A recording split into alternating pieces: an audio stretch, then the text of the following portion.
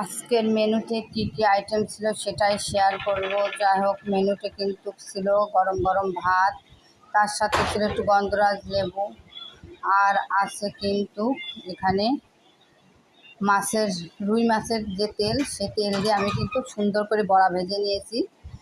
আর তার সাথে আরও কী কী আছে সেটাও আমি শেয়ার করব।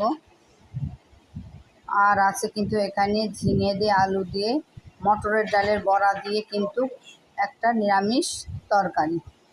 আর তার সাথে কি করেছি সেটাও আমি শেয়ার করব। এখানে কিন্তু আমি একদম পাতলা করে করেছি, যেহেতু প্রচুর গরম, তাই হালকা পাতলা ঝোলই খেতে হবে। তা হালকা মশলা দিয়েই কিন্তু আমি এখানে ফুলকপি আলু দিয়ে রুই মাছের ঝোল করেছি।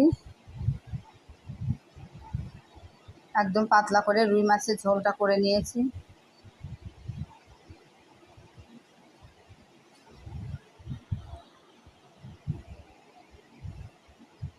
এই ছিল আজকের দুপুরের মেনু।